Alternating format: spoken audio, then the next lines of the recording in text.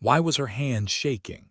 Captain Lewis had flown through worse storms, worse fire, worse nights, but something about this valley felt wrong.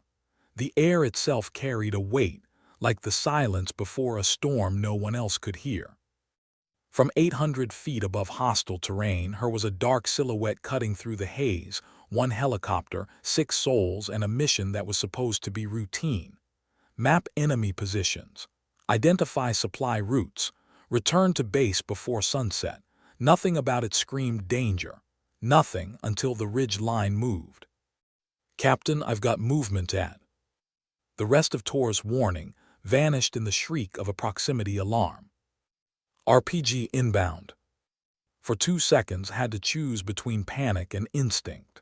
She chose instinct.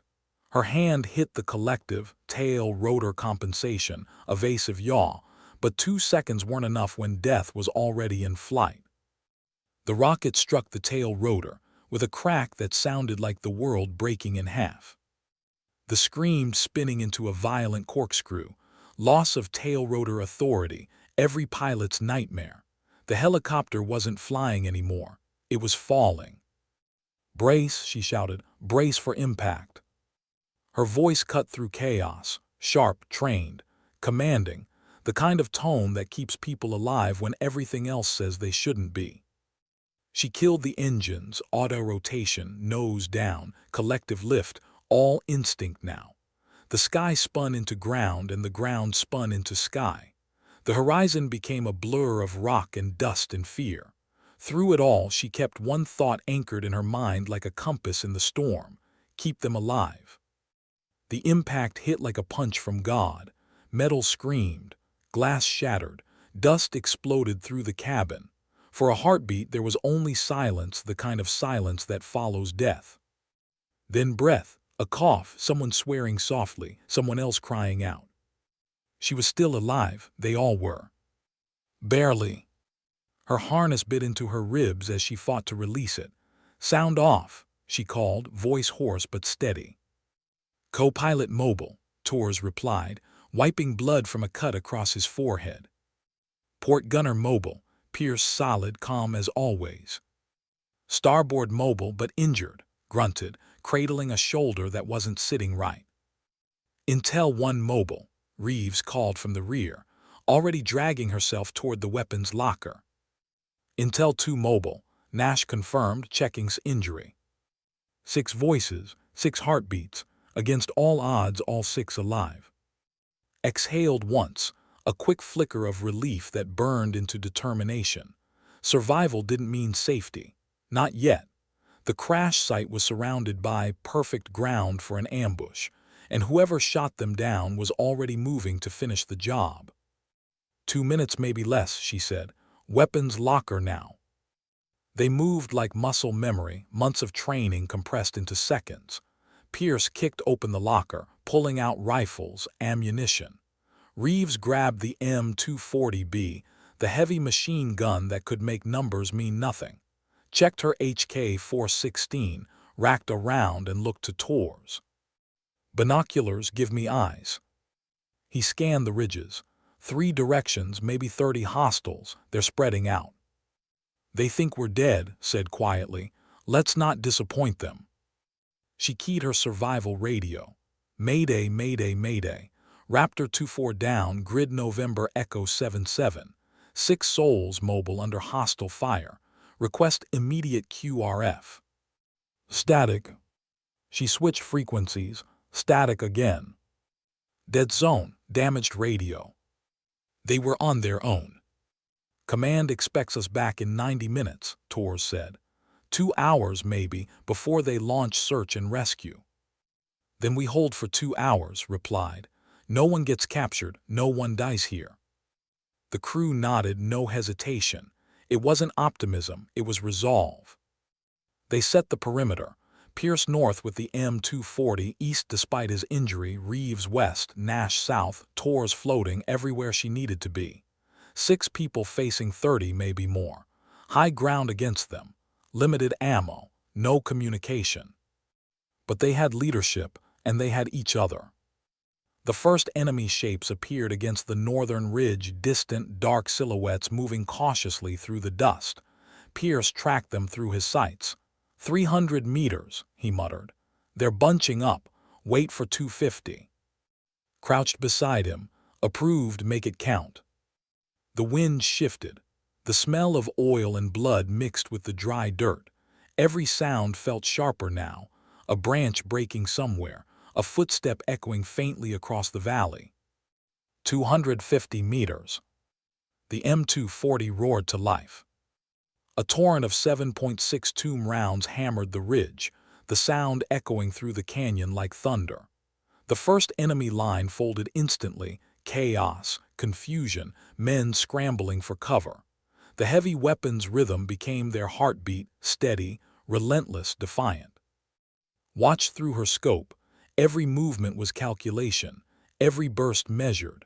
Her mind split into fragments, half tactical, half survival. Where will they flank? How long until the next assault? Can we make 2 hours? North went quiet, the survivors scattered, but the silence didn't mean victory, it meant something worse. They were learning. Then's voice crackled through the tension. Contact east, gunfire erupted, sharp and close. 10 hostiles, 200 meters and closing. Contact west, Reeves shouted from her position. 12, maybe 15. They were trying to encircle the crash site. Sprinted low through the dust, moving to reinforce Reeves on the western flank. Her boots pounded through the debris of her own helicopter, a reminder of what they'd already lost and what they still refused to give up. She dropped beside Reeves, aimed and fired, 3-round bursts, controlled, precise. 2 targets down, then another. The rhythm of combat took over, breath, aim, squeeze, shift. Reeves called out, reloading, switched to full auto, covering her. 2 fighters tried to rush, both fell before they could reach the clearing. That's what crew does. That's what family does. Minutes blurred into eternity. The air filled with gunfire, dirt spraying into faces, ears ringing. Tors reinforced the eastern side, shouting over the chaos, coordinating bursts to hold the line. Bleeding and pale, refused to stop firing. Crawled between positions, checking ammo counts, touching shoulders, making eye contact, wordless reassurance that they were still in this together. When the last rifle crack faded, the only sound was the rasp of breath. The ground was littered with brass casings and smoke. The enemy had pulled back again. How's everyone? North clear, Pierce said. 400 rounds left. East broken contact, reported. 6 mags remaining. West 4 mags, Reeves added. South untouched, Nash said quietly. They're waiting. Tors glanced at his watch. We've been down 40 minutes. Help still at least 70 out. 70 minutes. An eternity in the open. His gaze drifted toward the shattered frame of the. Its skin was torn and smoking, but its shape still stood like a wounded animal refusing to die. The defensive systems, she said suddenly. The door guns still have ammo. Tors followed her eyes. Maybe 200 rounds each if we're lucky. Pierce, you're with me. We salvage what we can. Reeves, Nash, cover us. If we draw fire, make it loud. They ran. 15 seconds of open ground, the longest 15 seconds of her life. She expected bullets, but none came. The enemy was regrouping, watching, planning. They reached the wreckage. Smoke curled from the fuselage and the air smelled like burned fuel and dust. The first door gun was still mounted, bent but usable. Pierce at the ammo belt. Cans damaged, but we've got 150 rounds. Take it, move to the other side. The second gun's mount was twisted, useless, but the ammo can was intact. 200 rounds here. Grab it. They loaded their packs with whatever the bird had left to give. 350 rounds. A few grenades, some medical supplies. Small victories counted when you were bleeding time. Then a sound. A distant, rhythmic thump that didn't belong to their own rotors. Tors froze, listening, then lifted his binoculars toward the southeast.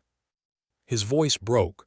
Incoming aircraft, two of them, Z-10s, enemy attack helicopters. For a heartbeat, no one spoke. Because they all knew rifles couldn't touch a gunship. Rockets and cannon fire could end everything in seconds. Everyone to cover, shouted. Disperse, don't cluster.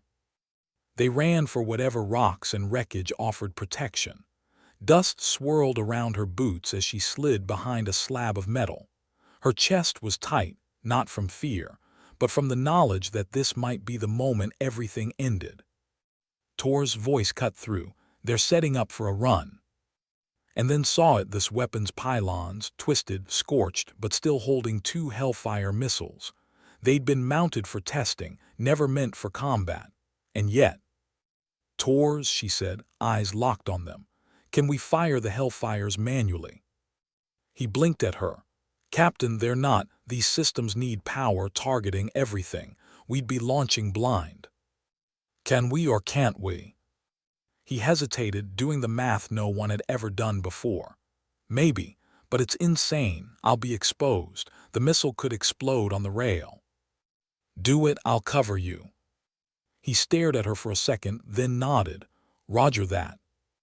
Pierce shifted his machine gun to cover the ridges.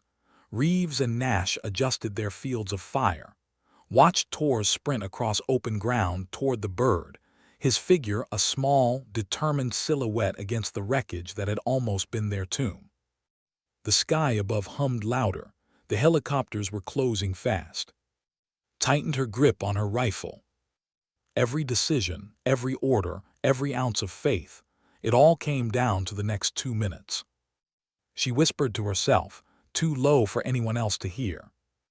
Come on, Tors, make the impossible work. Tors ran like a man chasing time itself. He reached the shattered fuselage, dropped to his knees and ripped open the side panel with his combat knife. The metal screeched against the blade. Inside, wires tangled like veins, scorched but still pulsing faint sparks of life. Come on, he muttered, hands shaking but focused. The sky above him thundered with the approach of the two enemy helicopters. Their rotor wash rolled through the valley, distant, deliberate, predatory. Could see them through the dust, black silhouettes with red-tinged canopies glinting in the sun. Z-10s, sleek, fast, built for killing.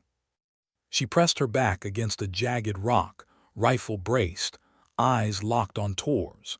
He was just a figure amid smoke and fire, kneeling beside a weapon system that had no right to work in the state it was in. He shouted across the clearing, Captain, I can bypass the fire control computer and trigger the launch circuit manually, but I've got no guidance system. It'll fly blind. His voice cut back through the wind, then pointed and pray. She wasn't being dramatic. It was the only plan left. The first Z-10 banked hard, angling into an attack run. Its rocket pods glinted under the sun, promising devastation. The whine of its engines grew higher, sharper, the sound of something monstrous and mechanical finding its target. 60 seconds, Reeves yelled from the western perimeter. Make that 40, his voice cracked over gunfire. They're setting up for the run. Crouched low, her mind slicing through the chaos. If Tors fails, they die. If he succeeds, maybe they buy a few more minutes of life. Her throat was dry, her heart a drumbeat of controlled adrenaline. She remembered something her flight instructor had told her years ago. Courage isn't the absence of fear. It's the decision that something else matters more. Right now, 6 lives mattered more. Tors, she called, status. Almost there, bypassing safeties. He grunted as sparks leapt from the circuit. Manual trigger ready, but it's unstable. Do it. The helicopter's shadow passed over the clearing, a black serpent blotting out the sun. Ducked instinctively as the ground shuddered under its downdraft. Dust swirled into her face. The Z-10's cannon rotated toward them, 23mm shells that could tear through steel, let alone human flesh. Now Tors. He slammed the improvised trigger. For a heartbeat, nothing happened. Then the missile ignited. The launch wasn't clean, it was chaos incarnate. The hellfire wobbled off the rail like a drunk dragon, coughing smoke and fire as it lurched skyward. For a moment it seemed doomed to veer into the ground. Then its engine roared, stabilizing just enough to streak forward in a half-controlled arc. The enemy pilot saw it and banked hard, too late. The hellfire passed just ahead of the helicopter's nose and detonated in a blinding flash. The explosion ripped the air apart. A wall of flame and metal blossomed across the sky. The Z-10 staggered mid-turn, its tail shearing off. Smoke poured from the engine compartment as it spiraled downward, losing altitude fast. Seconds later, it slammed into a distant ridge and disappeared in a fireball that lit the valley like dawn. The blast rolled across the desert, slamming into his chest like a physical thing. She blinked through the haze, heart hammering. "Direct hit," she whispered. Pierce let out a half-laugh, half-scream of disbelief. Holy, it worked. The second Z-10 hesitated midair, banking sharply away, climbing to altitude. Its pilot wanted no part of whatever madness had just taken down his partner. Within moments, its silhouette was retreating, shrinking to a black dot against the clouds. For a moment, there was nothing but wind. Then the valley erupted with human sound again. Shouts, gunfire, confusion from the enemy fighters below. Didn't give them time to recover. Engage, while they're disoriented, go. Her crew opened fire in unison. Pierce's machine gun thundered, stitching bursts across the ridges. Reeves and flanked left and right, cutting through what remained of the assault line. Nash's rifle cracked steadily from the southern position, every shot deliberate. The enemy, already shaken by the impossible sight of their own helicopter burning in the sky, broke. Some threw down rifles and ran. Others fired blindly before vanishing into the rocks. Within minutes, the battlefield fell silent again, save for the sound of shell casings rolling across stone. Rose slowly from behind her cover. Her knees felt weak, not from injury, but from the adrenaline finally draining out of her veins. Torres crawled out from under the wreck, streaked in hydraulic fluid and soot, eyes wide with disbelief. "Captain," he said breathlessly, "I'm pretty sure I just voided every safety regulation in aviation history." Laughed the kind of laugh that comes from pure survival. "You just rewrote them." Around them, the crew began to emerge from cover, each face dirt-streaked, blood-smeared but alive. Reeves leaned on her rifle, smiling faintly. "Did we seriously just shoot down a gunship from a crashed helicopter?" Pierce grinned. "That's one way to get a performance bonus." The humor was raw, shaky, born from the edge of madness, but it was life-affirming, because laughter meant they made it another minute, another breath. Then over the horizon came a new sound, low, rumbling, familiar. Pierce squinted eastward. Engines, multiple, could be vehicles. Raised her rifle again, every muscle tensing. The dust plume rose in the distance, 3 dark shapes speeding toward them. She lifted her binoculars. Then she saw it, an American flag whipping from the lead vehicle's antenna. "Friendly QRF," she shouted. 3 armored Humvees thundered into the clearing, dust clouds chasing their wheels. Soldiers poured out, establishing a perimeter. A major jumped down from the first vehicle, headset still clamped around his neck. "Captain Lewis," he called. "Major Robert, quick reaction force, you all in one piece." Nodded, voice cracking slightly. "Minor injuries, all 6 mobile, position secure." Looked around, the destroyed helicopter, the scattered enemy bodies, the still-burning wreck of the Z-10 on the ridge. His face was somewhere between awe and disbelief. "Captain," he said slowly, "did your crew shoot down that helicopter?"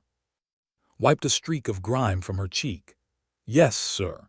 Chief Warrant Officer Torres manually launched a Hellfire missile from our crashed aircraft."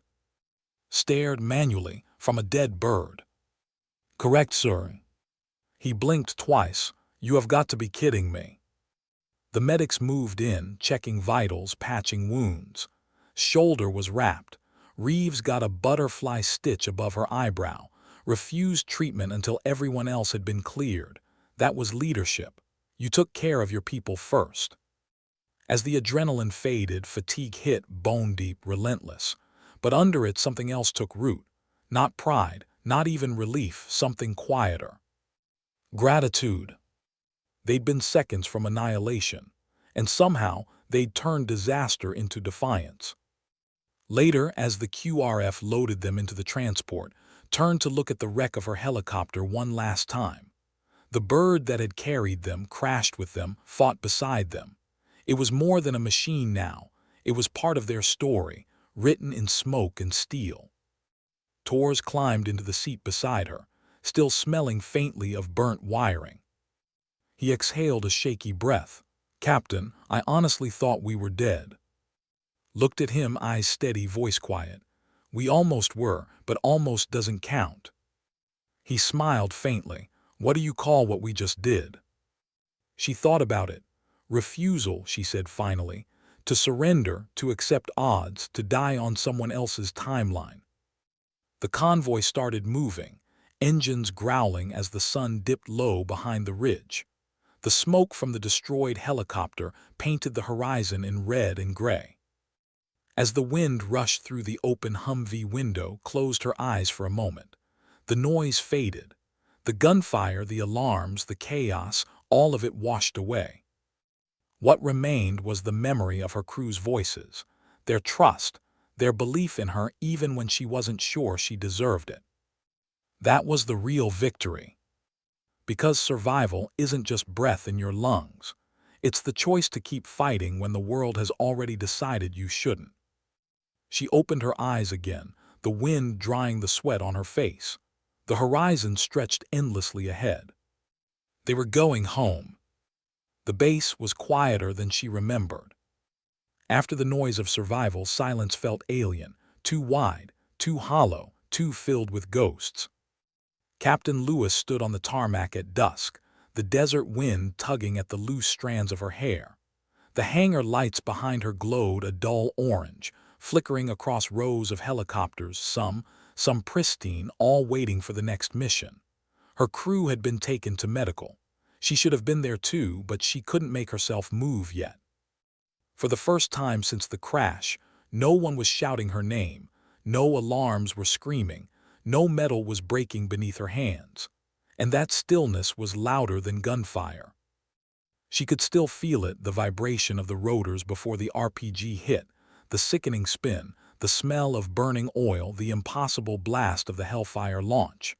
She could still hear Tor's voice breaking through static, his grunt of pain, Pierce's steady bursts from the M240. Those sounds had kept her grounded. Now, in the quiet, they haunted her. A shadow moved behind her. "Captain." Tor's, clean uniform, fresh bandage across his temple, exhaustion behind his smile. "They're ready for the debrief." Nodded, though she didn't move right away. "You ever think about how close we came?" Tor's followed her gaze toward the horizon, every second since we landed. They walked together toward the operations tent, a temporary structure turned into a debriefing room. Inside, 2 colonels and a handful of intelligence officers waited. The air smelled of coffee and tension. Someone was already typing up the official report, fingers hammering across keys like gunfire. The debrief lasted 4 hours. Every detail, every action, every shot fired was dissected, questioned, rewritten, and re-questioned. At one point, an intelligence major leaned back and said flatly, "Captain, are you aware that no recorded procedure exists for manually firing a Hellfire missile from a crashed aircraft?" Didn't flinch. "There wasn't time to check the manual, sir." Laughter rippled faintly around the room, the kind that came from respect disguised as disbelief. The colonel in charge, a man who'd been flying before was born, just nodded. "Understood. You did what you had to." When it was over, stepped outside again. The stars were beginning to burn through the dark. She finally let herself breathe, long, deep, unsteady. Her hands trembled. She looked at them and whispered to no one, "Still here." Days passed. The headlines spread faster than she expected. 6 survive helicopter shoot-down in hostile territory. Down crew fights off 50 enemy fighters. Pilot orders manual Hellfire launch from crashed aircraft. The story became bigger than them, stripped of the fear, the dirt, the pain, turned into a legend before the bruises had even faded. Soldiers saluted her in hallways. Reporters sent requests she refused to answer. Everyone wanted to hear how she did it. No one wanted to hear what it felt like. Because the truth wasn't glorious, it was heavy. Glory was the thing people put on top of survival to make it easier to look at. 3 weeks later, she stood at attention in front of a formation of soldiers and flashing cameras. The general pinned the medal to her uniform, the Distinguished Flying Cross, and smiled for the photographs. "Captain Lewis," he said for the microphones, "you and your crew demonstrated extraordinary courage and tactical brilliance under impossible circumstances. Your actions will be studied by military professionals for decades. But I have one question. When that helicopter went down, what made you believe you could win?" She hesitated, eyes on the horizon rather than the crowd. The words came quietly, but every microphone caught them. "Sir, we didn't think about winning or losing. We thought about surviving. The enemy decided when to shoot us down. We decided when the fight ended. And it wasn't until we were on the bird heading home." There was a pause, then applause, a rising wave that filled the hangar. Cameras flashed. The general smiled, but barely heard it.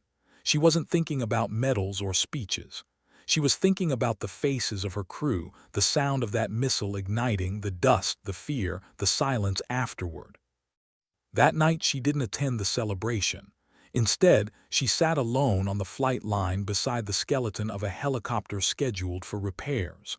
The metal was cold under her hand. The night was still. She didn't feel heroic. She felt human and exhausted. Pierce found her there carrying 2 paper cups of coffee. He handed one over, then sat beside her in the dark. "You know," he said, "back there when you told Tors to launch that thing, I thought you lost your mind." "Maybe I did. Maybe that's what we needed, someone crazy enough to make the call." They sat in silence for a while, listening to the wind whistle through the empty hangars. After a long pause, said quietly, "Do you ever feel like the world only remembers the fight and not the fear?" Pierce nodded. "All the time, but that's the part only we have to carry." A week later, they were all transferred to different assignments. To recovery, Reeves and Nash to intelligence school, Pierce to a training unit, Tors to Fort Rucker as an instructor. When the last of them left, walked them to the airstrip. She hugged each one, something unspoken passing between them, the kind of bond built only in places where life and death share the same breath. "Stay safe," she said. Tors grinned. "You too, Captain. Try not to invent any new ways to break the laws of physics without me." Then they were gone, the hum of the transport fading into the distance. The field felt emptier without them, but also lighter. They'd earned the right to rest. Stayed behind. She'd been offered a safer posting, a desk job, flight instruction, even a Pentagon liaison role. She turned them all down. Because some people weren't built for distance from danger. They were built to understand it, to navigate it, to make sure others came home through it. So she went back to the cockpit. Another mission, another sky, another valley that might or might not let her out alive. But this time something was different. She wasn't flying for orders or medals or pride. She was flying because there were other pilots out there, young, scared, uncertain, who might one day need a story to believe in. Not a myth, a truth. A truth about fear, about leadership, about the moment everything breaks and you choose what kind of person you'll be in the wreckage. When she lifted the helicopter off the ground, the vibration thrummed through her bones like memory. The horizon glowed faintly ahead. "Raptor 2-4 cleared for departure," the tower said over the radio. "Copy that," she replied, her voice calm, even. As the rose, the base grew smaller beneath her. The same kind of sky that once tried to kill her now stretched wide and open, a reminder that even after everything, she still belonged up there. Because survival wasn't the end of the story. It was the beginning of knowing why you kept going. The headset crackled. Tor's voice, years later but still familiar in her memory. You believed it could work. That's what leadership is. Maybe he was right. Maybe courage wasn't about certainty. Maybe it was about believing, even for one impossible second, that you still had a choice. She banked the helicopter toward the setting sun, light spilling across the controls. Somewhere in the back of her mind, she could almost hear the faint echo of that explosion again, the sound of defiance becoming history.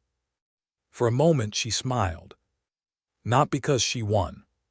Because she refused to lose. She never meant to become a legend. Legends were just stories other people told when they couldn't understand how someone ordinary did something extraordinary. For Lewis, it was never about glory. It was about 6 people on a broken piece of metal, trying not to die in a place no one would ever visit twice. 6 months after the crash, she was back where she belonged, in the air. Different mission, same sound, the heartbeat thrum of rotors cutting through wind. She'd been offered promotion, staff command, a quiet life with clean uniforms and safer days. She'd refused. Some people measure safety in distance from danger, measured it in proximity to purpose.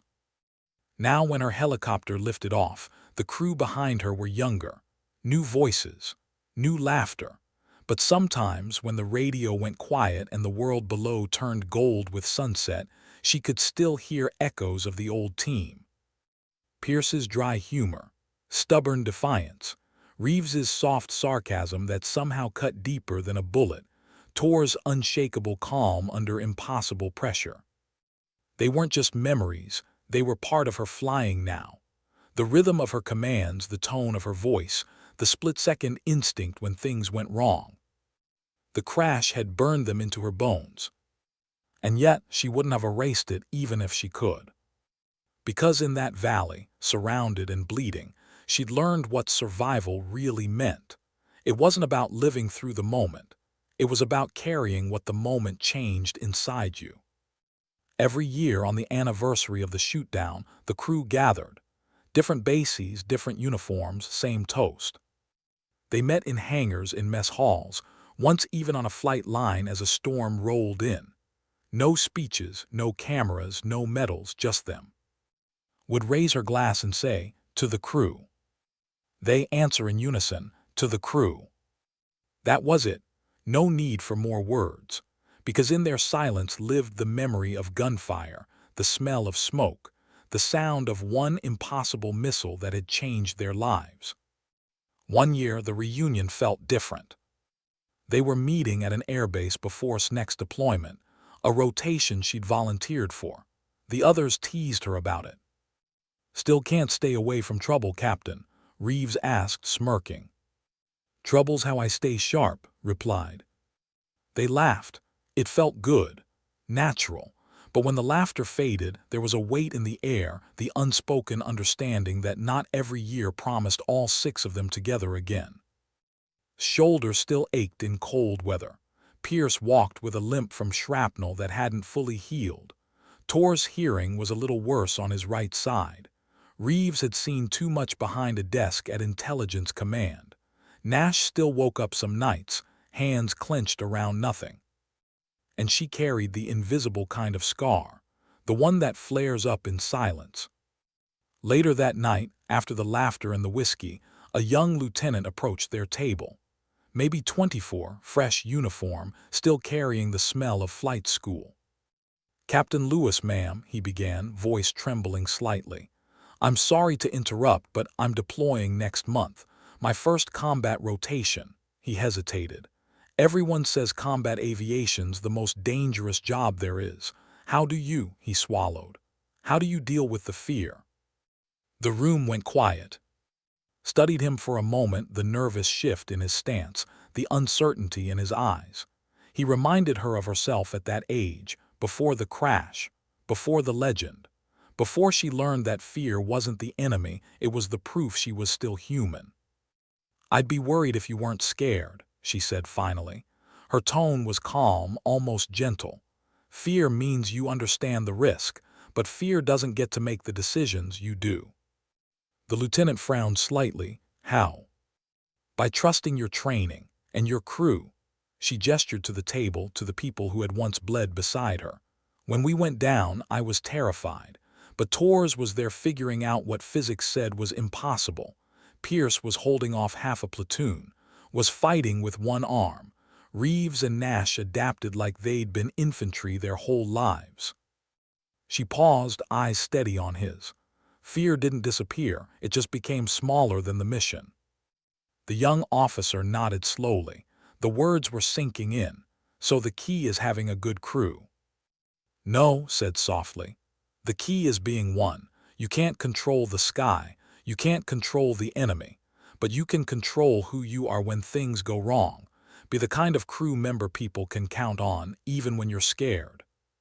He nodded again, less nervous now. "Thank you, ma'am." As he walked away, Torres leaned over and said, "You're getting good at those speeches." Smiled faintly. "They're not speeches, they're reminders for both of us." "Still," Pierce added, "the Army's calling you the youngest combat aviation legend in modern history. Might as well own it." Shook her head, laughing quietly.